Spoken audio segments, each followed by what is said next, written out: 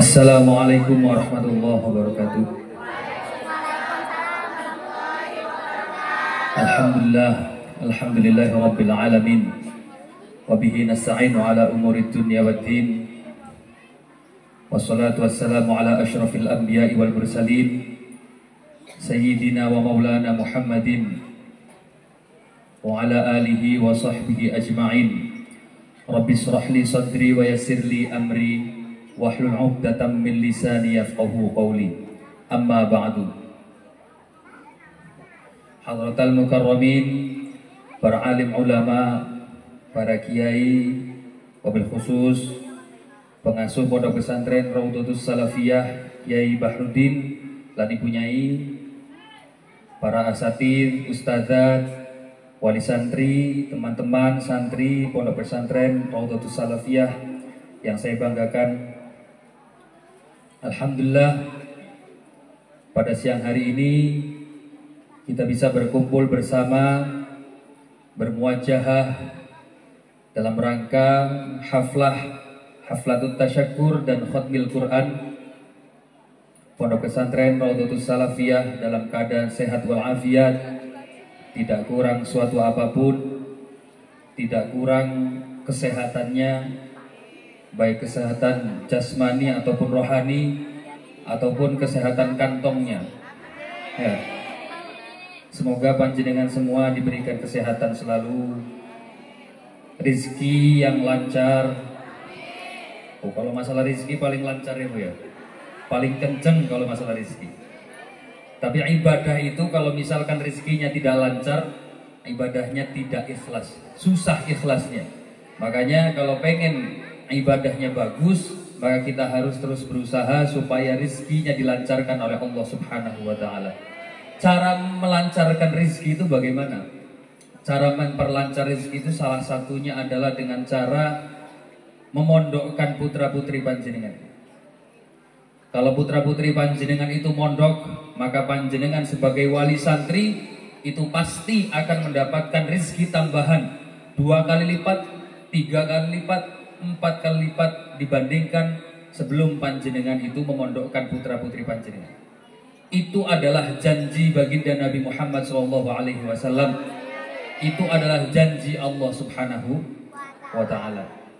Makanya kita semua harus berbangga, harus merasa baik dengan adanya panjenengan itu memondokkan putra-putri panjenengan, memesantrenkan putra-putri panjenengan di pondok yang kita cintai ini. Harus bangga Bu, apalagi putra-putrinya sekarang jadi khotimin, jadi khotimat, jadi orang yang dianggap sebagai ahlul Quran, jadi orang yang dianggap dekat dengan Al-Quran.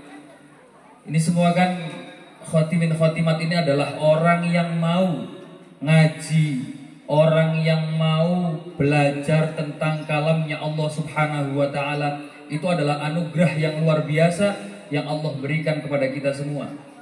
Kenapa saya bilang seperti itu? Karena ini di mana-mana saya sampaikan, ketika ada khatmil Quran, ini selalu saya sampaikan bahwa kalau di pondok-pondok itu biasanya ketika khatmil Quran dibacakan syair, bunyinya ahlul Quran, ahlullah. Kayak di pondok saya tuh begitu biasanya dibacakan ahlul Quran, ahlullah, khosmul Quran, aduullah. Bahwa ahlinya Al-Quran itu dianggap sebagai keluarganya Allah Subhanahu wa Ta'ala. Artinya keluarga bagaimana? Berarti ketika masuk ke dalam surga itu bi ghairihi hisab, tanpa dihisab. Makanya panjenengan harus berbangga ketika punya putra-putri yang dianggap sebagai ahlul Quran, walaupun hanya baru sekedar belajar membaca. Tapi ini satu step baik menuju putra-putri panjenengan dianggap sebagai ahlul jannah, ahli surga. Karena apa? Karena itu saya itu pernah menyampaikan bahwa di dalam kitab Ihya itu karangannya Imam Ghazali. Di dalam kitab Ihya itu dijelaskan suatu cerita seseorang imam besar, yakni Imam Ibnu Hanbal. Itu adalah salah satu dari madzhabul arba'ah. Madzhabul arba'ah itu salah satunya Imam Syafi'i, ada Imam Ibnu Hanbal, kalau kita kan Imam Syafi'i. Nah, dalam kitab Ihya itu disebutkan cerita suatu malam Imam Ibnu Hanbal itu bermimpi bertemu dengan Allah Subhanahu wa taala. Jadi Imam Hambali itu ngimpinya ketemu Allah. Kalau kita ngimpinya ketemu demit, bedanya dengan Imam Hambali. Lah Imam Hambali itu bermimpi bertemu dengan Allah taala. Dawuhnya Imam Hambali, ra'aitullah fil manam. Saya itu pernah melihat Allah bermimpi. Saya bermimpi bertemu dengan Allah Subhanahu wa taala.